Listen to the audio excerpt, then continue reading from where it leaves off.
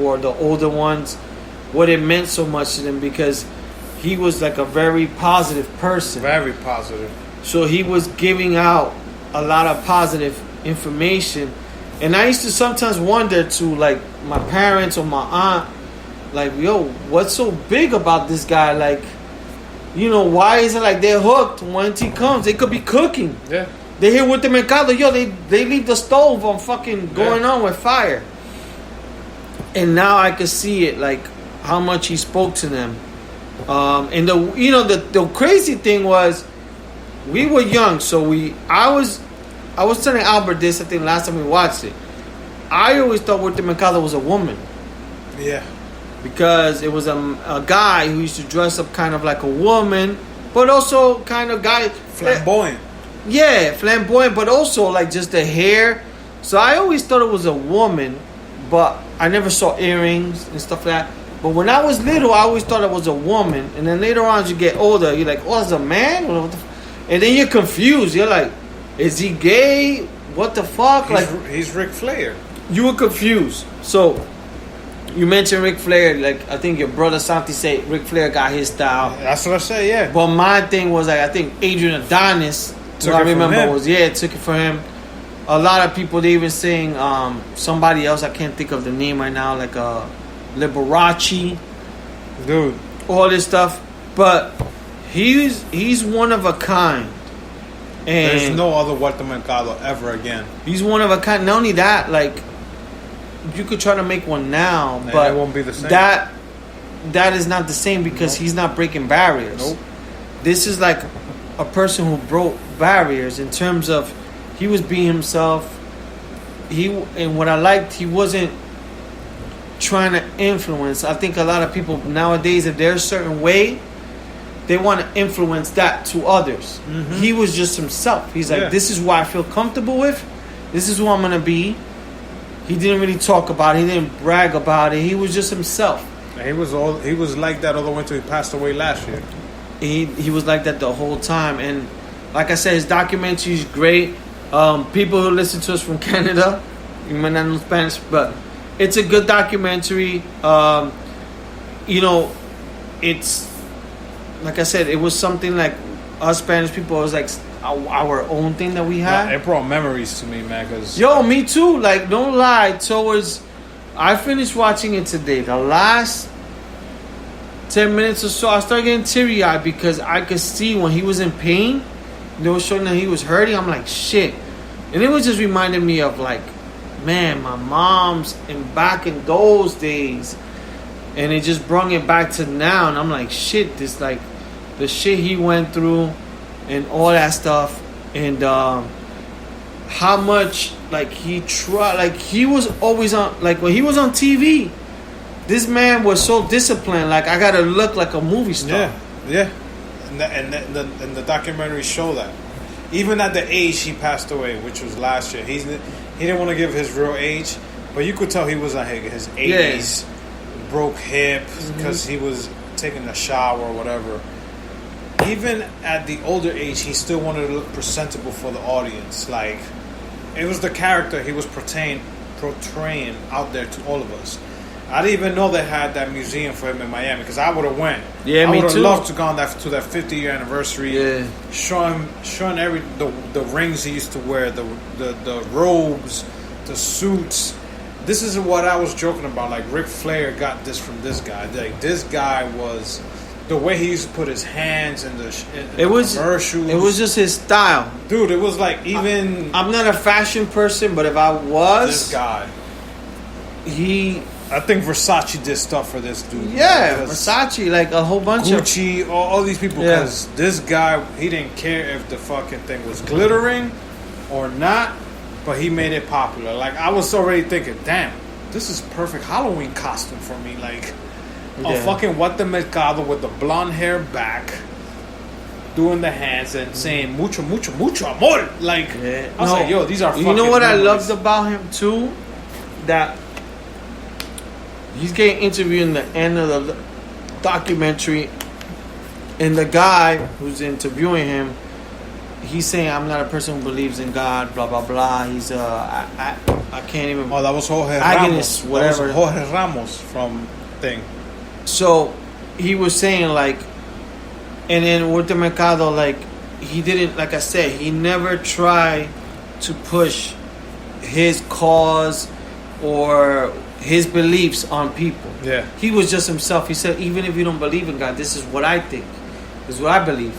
And he's like accepting. He told the guy, even though you don't believe, like I'm still your brother. Yeah. As well, nowadays, if people say, yo, I don't believe in God, that means what they're trying to do to the next person is saying, like, it's kind of like a battle. I don't believe in this, so why you're so stupid of believing this? But him, he wasn't like, I'm not going to judge you for what you believe or don't believe. Yeah. You're still my brother. And, like, it was just all love. Like, yeah. A lot of love, a lot of positivity. That's what I loved about it. I wish it would have been longer. Yeah. I wish they would have done like a maybe like a 3 or 4 part series. A 3 or 4 part series, because it some parts felt kind of rushed. Quick. Yeah, some parts came kind of rushed, and for us Latinos so influential, like he could have had like 3 or 4 episodes. You could tell how much he meant to the Spanish community, because this guy from Hamilton, Luis, what's his name? Yeah, I forget his name. Miranda. He was getting emotional just meeting that guy. He was like, yo, me and my grandma used to watch you. And I'm like, you could see it in his face, like how much it meant to him to meet Walter Mercado. So to the Spanish community, even to non-Spanish community who knew who he was, because Walter Mercado spoke English.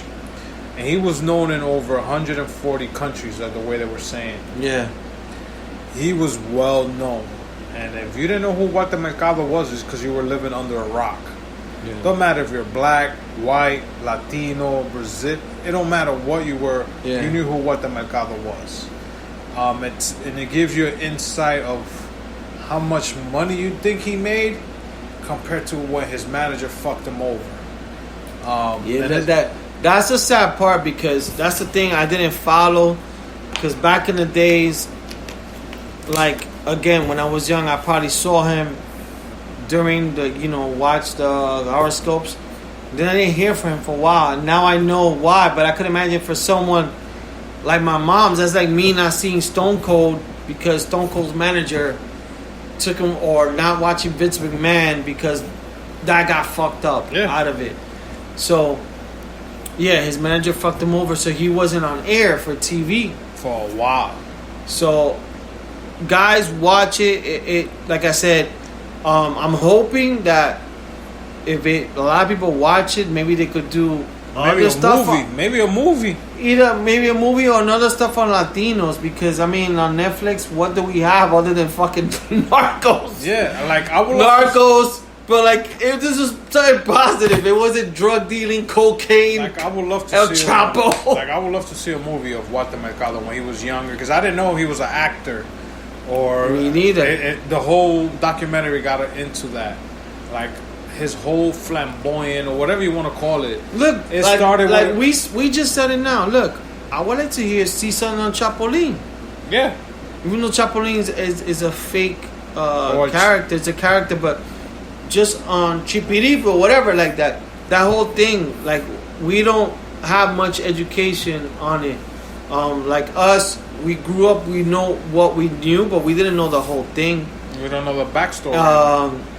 And I think, it's like I said, it's good to maybe like learn more stuff on, us Latinos, different things that we've accomplished. Like I said, like on Netflix, it's awesome that we can see this. Hopefully a lot of people watch it so they can have other content for us to watch. But like I said, it was a great documentary. I wish it was longer, and I wish it went more in depth, but I loved it. So if you guys get a chance, watch it.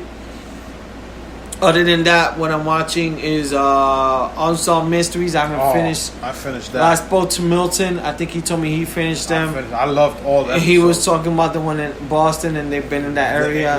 Yeah. One of the show that me and Al watching, and I finished it today too. I was trying to finish it before the podcast. Hightown. Oh, I finished that too. That was great. Oh man, good ending. Yo, the last 3 or 4 episodes got good. Yeah. Real good. If you guys get a chance to watch, I think I told Milton it's based on P-Town, Providence. I know Milton told me he was like, he told me a little bit about that area. There's a lot of gays. Yeah. Okay. So a lot of it sticks through with the storyline from the show. No, good show. That's on Stars.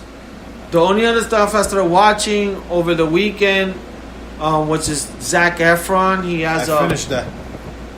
I only watched. I watched it? like 3 or 4 episodes. I watched the first one on Iceland. The premises of the show is him and another guy who's like a writer, and everything is based on like that dude. He's actually a podcaster. Oh, okay. And his whole thing about is, because I started doing research. Yeah. His thing is about superfood. What things can we do and change in our life to make our bodies better, and what can we do to help Mother Earth better, especially out here in the United States. Yeah. So like you said, they were in Iceland. Another episode's on France and their water, what they're doing different. I haven't watched it, that one. They got an episode on Puerto Rico. That one, I skipped to watch that shit in Puerto Rico. They got an episode on Peru, like what they're doing in Peru, like a little community. Mm-hmm. At first you think they're a cult, but they're not. It's just a community using the resource they have in Peru and teaching the kids if they want a toy, they got to build it themselves. And, it's 8 episodes on what other countries are doing different that we're not doing out here in the United States. And how can we make a difference? And I looked at Zac Efron different now after this whole thing. Because he's not using it, because I'm popular. No. The way he did it was, he started listening to this guy on a podcast. He's like, I got to meet this guy. Yeah. Because I could use my platform to try to change something. Yeah. He's so popular. So this guy named Darren Ole, who's always talking about, I'm a vegan. I don't want you to be a vegan, but think about what you put in your body. Yeah. You know what I'm saying? And try to make it better. Think about recycling this plastic bottle because it's going to help us in the United States compared to other countries that are already doing it. Yeah. One of the episodes was in Italy about a town. That how come they're living to 100 and 300 or 405 years old, but out here in the United States, our average lifespan is like maybe 65 to 70 years old. And the people in Italy in that little town are still eating carbs and still doing this and walking and drinking wine. But here in the United States, they tell us, when you're working out, you got to do a high protein intake, no carbs. Yeah. But how come in Italy, they're doing the regular carbs? It's because the things they're doing, they're walking, they're doing this and that. So open your mind to that little 8 episodes of Zac Efron. Because at first I was like, down to earth, what the fuck is it? Yeah. But once I saw that first episode of Iceland, it caught me because the things they were doing. That's what happened to me. So we started watching it, me and my girl, on Friday night. We watched the first episode, the Iceland. That shit caught me. As soon as I saw that, it caught me. I love the first episode. For me, I like watching documentaries because I learn something new. Yeah. So, if it's like entertaining, it's even easier to digest what you're learning. So, like Al said, it's similar to, I never really watched his show too much, but that guy who died, that he would travel different places. The guy that ate. Fuck, I can't think of I know who you're talking about. But he basically would travel, he would drink alcohol, he would eat food from different places, and then travel to different countries. So this is 8 episodes. Every place is a different location. A lot of it's based on renewable energy, things that we could do to save the earth. And a lot of it has to do with the food. So Zac Efron and this guy, they basically go, they check out different places and they see what that country's doing for renewable energy, or like what kind of foods they're eating and stuff like that. The episode that caught me was the one with the water, what France is doing. I haven't seen it. Once they started talking about plastic bottles, because us in America, this is all we think about. Yeah, we don't think about putting water in a aluminum container or glass. This. And then I was like, I'm doing exactly what you're talking about. I'm drinking water out of a plastic thing that fucks our body up. Yeah. And we don't think about that. Because when you keep a plastic bottle in your car with the heat, the plastic is melted into the water. Oh. And we're drinking what this is made of. Then there